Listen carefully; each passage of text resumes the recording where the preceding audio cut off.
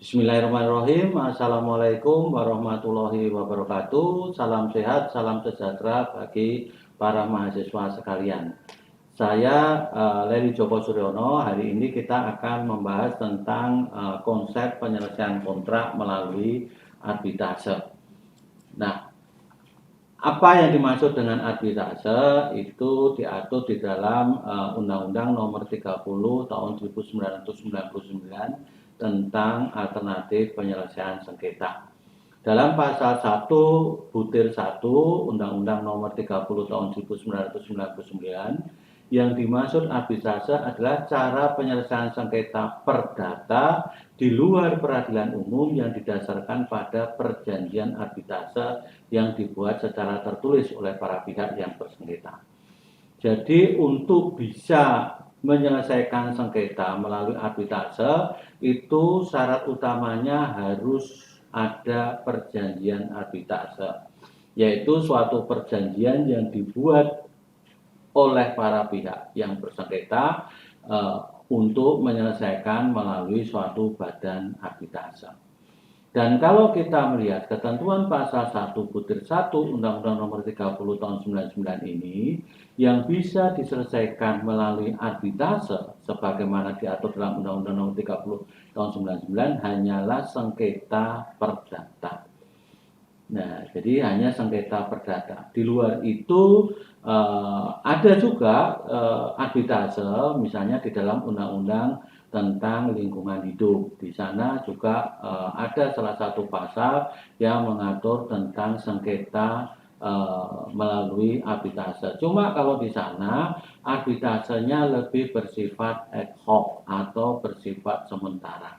Sementara kalau dalam arbitrase di dalam sebagaimana diatur dalam Undang-Undang Nomor 30 Tahun 1999 itu badan arbitrasenya merupakan badan arbitrase yang sifatnya tetap. Nah, di Indonesia badan arbitrase itu lembaganya dikenal dengan BANI, Badan Arbitrase Nasional Indonesia. Jadi dasar dari arbitrase adalah perjanjian antara para pihak sendiri yang didasarkan pada asas kebebasan berkontrak. Jadi para pihak mau menyelesaikan sengketa melalui arbitrase itu harus didasarkan pada kesepakatan. Kesepakatan mana tidak boleh bersifat memaksa. Karena di sini prinsip utama yang diberlakukan adalah kebebasan berkontrak. Hal ini sesuai dengan ketentuan pasal 1338 KUH Perdata, apa yang ketika para pihak sudah menjanjikan, maka perjanjian itu bersifat mengikat sebagaimana undang-undang. Nah, sebagaimana tadi saya kemukakan, jenis arbitrase itu sebenarnya ada dua macam secara garis besar. Yang pertama adalah arbitrase yang ad hoc atau sementara, yaitu arbitrase yang bersifat sementara dan berakhir pada saat dijatuhkan putusan atas suatu sengketa. Jadi arbitrase ad hoc ini sifatnya sementara, jadi dibentuk ketika memang ada sengketa.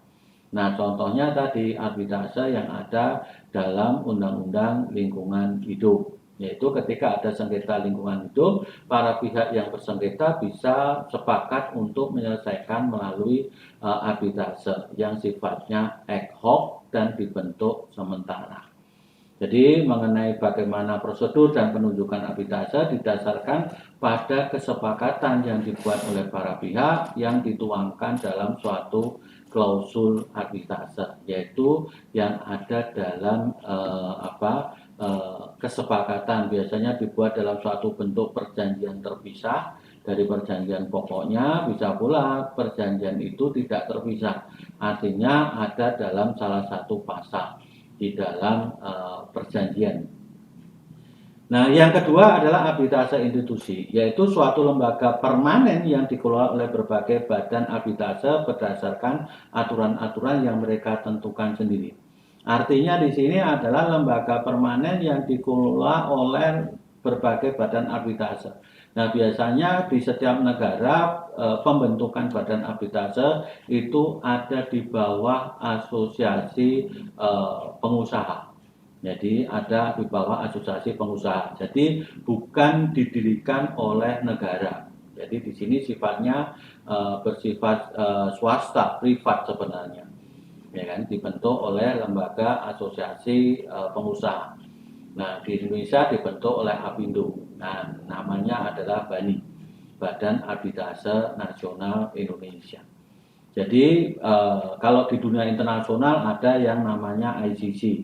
Jadi, The Rules of Arbitration dari International Chamber of Commerce yang ada di Paris. Atau bisa pula dari The International Center for Settlement Investment Dispute di Washington, atau dari SIAC, Singapore International Arbitration, atau dari American Arbitration Association. Nah, kalau di Indonesia umumnya penyelesaian sengketa arbitrase yang terkait dengan kontrak itu umumnya menunjuk pada lembaga yang kalau tidak di BANI, Badan Arbitrase Nasional Indonesia, tapi juga bisa pula di yang terdekat dengan Indonesia. Yang umumnya ditunjuk adalah SIAC, Singapore International Arbitration Center.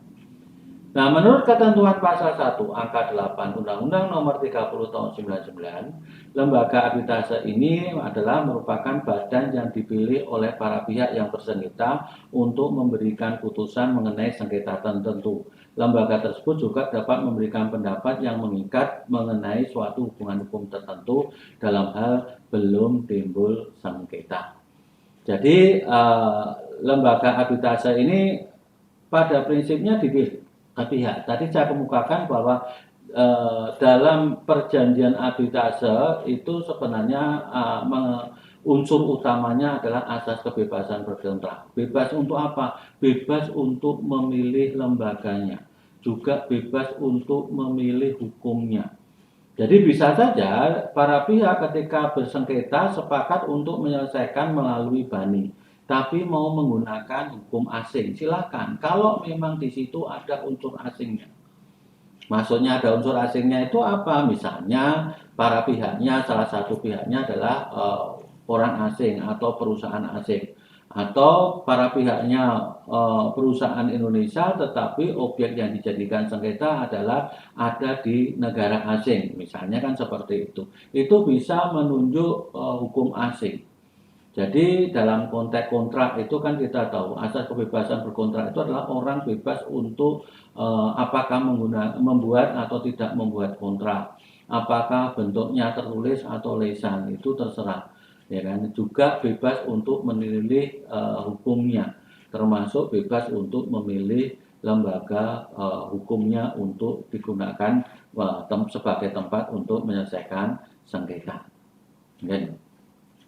Menurut ketentuan pasal 34 Undang-Undang Nomor 30 Tahun 1999, penyelesaian melalui arbitrase dapat dilakukan dengan menggunakan lembaga arbitrase nasional atau internasional. Ini kan tentunya berdasarkan kesepakatan para pihak.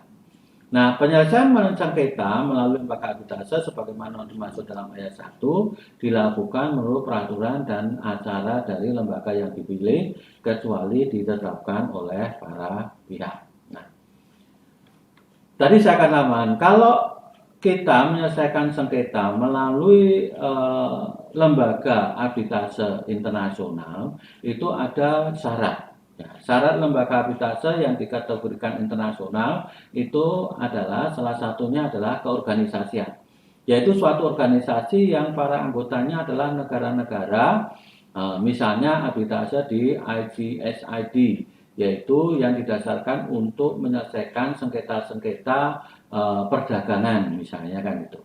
Kemudian proses beracaranya yaitu cara atau prosedur persidangannya menurut ketentuan atau peraturan yang bebas lepas dari sistem negara tempat keberadaan arbitrase itu. Jadi kalau keberadaan arbitrasenya itu misalnya di Amerika tidak selalu harus menggunakan hukum Amerika.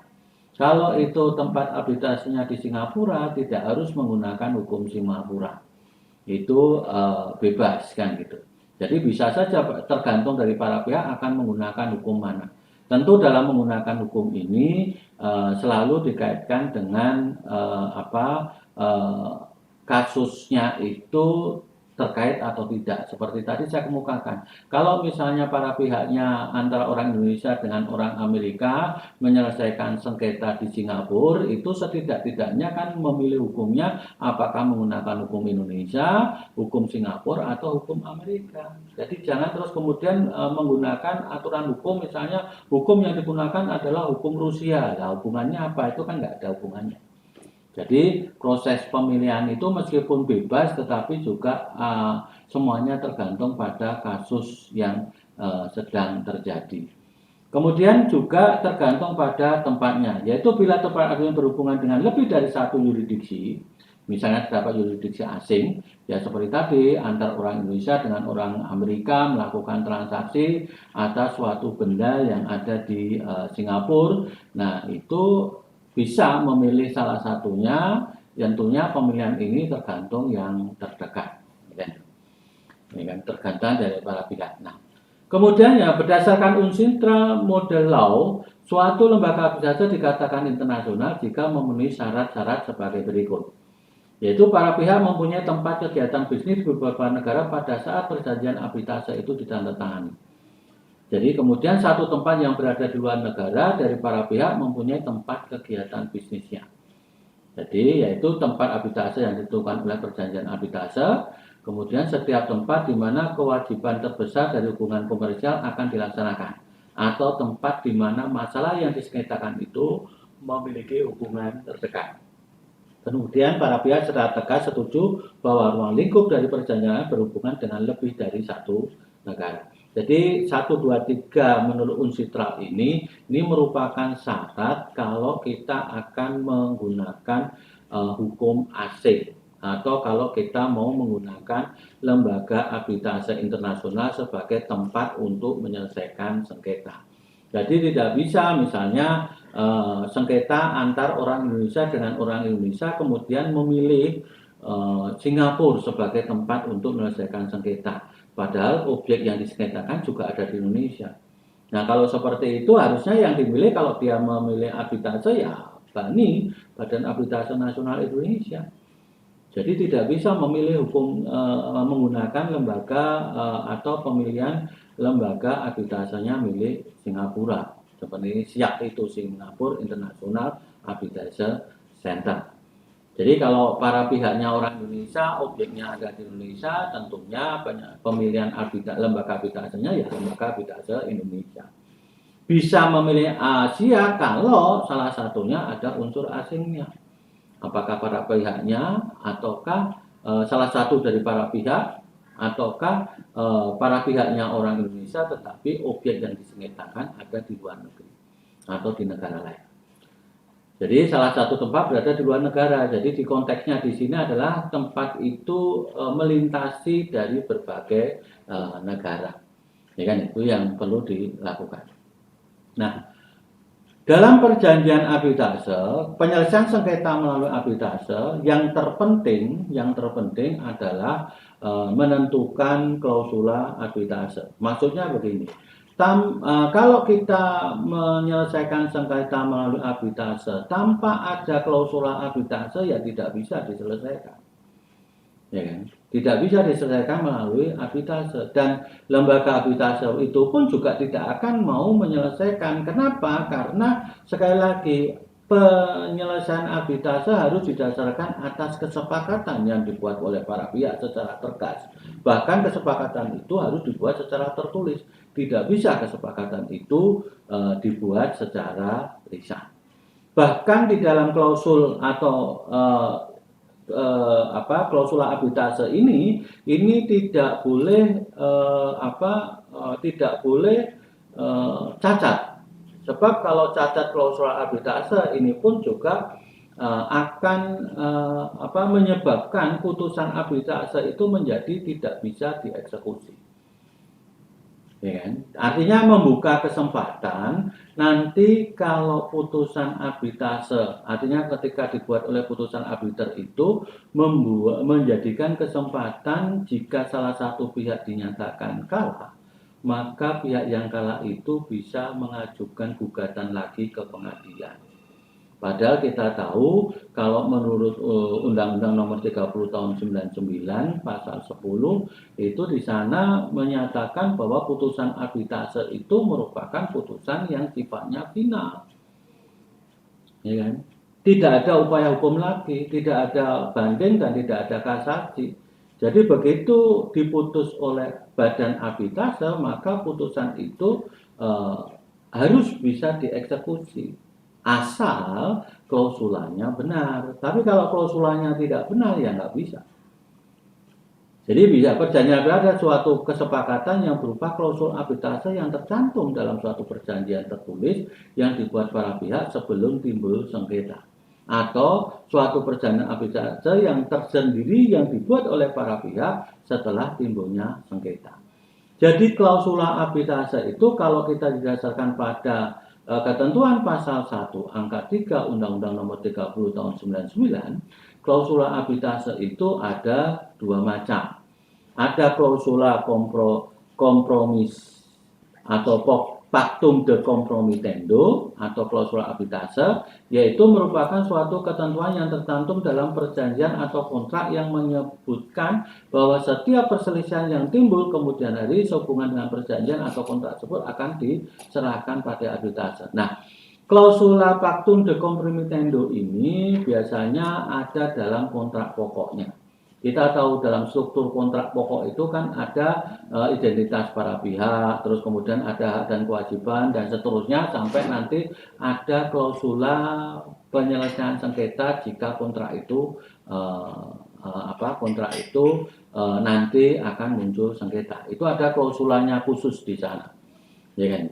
Nah, terus kemudian ada juga klausula arbitrase itu dibuat tidak di dalam kontrak atau tidak dalam salah satu pasal dalam kontrak itu, tapi bisa dibuat setelah adanya sengketa. Bisa jadi para pihak ketika membuat kontrak lupa mencantumkan klausula penyelesaian sengketa, ya kan? Atau menyantumkan klausula penyelesaian sengketa tetapi klausulanya tidak benar, kurang lengkap. Ya kan? Kalau itu tidak benar, tidak lengkap, maka tidak bisa dipaksakan nanti untuk diselesaikan melalui arbitrase. Nah, supaya dia bisa benar, bagaimana caranya? Ya dibuat perjanjian lagi. Jadi seolah-olah muncul perjanjian baru lagi yang dibuat oleh para pihak untuk memunculkan adanya kesepakatan. Nah, ini yang namanya akta kompromis, yaitu suatu kesepakatan antara para pihak yang telah terlibat dalam suatu sengketa untuk mengajukan sengketa mereka agar diputuskan oleh suatu badan arbitrase. Nah, pada umumnya klausula yang sifatnya kompromis ini merupakan klausula untuk arbitrase yang sifatnya ad hoc. Jadi, misalnya para pihak memang tidak ada kontrak ya, tapi ada suatu peristiwa sengketa lingkungan. Nah, kalau sengketa lingkungan itu tentunya kan tidak ada misalnya perusahaan yang diduga melakukan pelanggaran lingkungan, terus kemudian bersengketa dengan masyarakat, itu kan tidak dibuat perjanjian lebih dahulu kan. Nah, tapi faktanya muncul sengketa. Nah, para pihak bisa saja tidak menyelesaikan tidak melalui pengadilan umum, tetapi para pihak sepakat untuk ya sudah diselesaikan aja melalui arbitrase dan akan dibentuk arbitrase. Nah, ini yang namanya klausula yang sifatnya akta kompromis. Ya kan? Isi dari perjanjian itu misalnya nanti bisa Anda baca sendiri di sini, ya kan? Jadi yang penting adalah klausula. Nah, apa klausula arbitrase yang benar itu? Klausula arbitrase yang benar itu tidak hanya sekedar mengatakan bahwa mengatakan bahwa para pihak sepakat untuk menyelesaikan sengketa yang timbul dilakukan melalui arbitrase. Tidak itu. Itu merupakan salah satu yang tidak benar. Yang benar adalah klausulanya itu seperti ini. Jadi para pihak paling tidak dalam klausula arbitrase supaya arbitrasenya itu tidak memunculkan masalah di kemudian hari, maka harus memenuhi 3 syarat. Ya, syarat yang pertama adalah menunjuk lembaga arbitrase resmi. Kemudian yang kedua, menentukan aturan hukum mana yang akan digunakan. Terus kemudian yang ketiga adalah para pihak sepakat bahwa putusan arbitrase itu sebagai putusan yang bersifat final dan banding. Jadi seperti ini yang contohnya. Jadi semua sengketa yang timbul dari perjanjian ini akan diselesaikan dan diputus oleh Badan Arbitrase Nasional Indonesia. Itu kan menunjuk lembaganya. Menurut peraturan arbitrasi dan peraturan prosedur arbitrase. Dalam hal ini adalah BANI. Berarti ini menggunakan aturan-aturan yang umumnya akan menggunakan hukum Indonesia. Terus kemudian para pihak sepakat untuk menjadikan putusan arbitrase itu sebagai putusan yang final dan binding. Artinya sebagai suatu putusan yang tidak ada upaya hukum lagi, sebagai putusan yang pertama dan terakhir. Artinya mengikat kedua belah pihak. Itu yang benar. Nah, dalam klausul arbitrase ini bisa saja tidak hanya sifatnya tunggal seperti ini, tapi bisa pula sifatnya itu bersifat tidak tunggal, artinya gabungan dari mediasi dan arbitrase dan seterusnya. Oke, karena ini waktunya terbatas, maka kuliah untuk hari ini kita cukupkan sekian. Ada kurang lebihnya mohon maaf. Wassalamualaikum warahmatullahi wabarakatuh.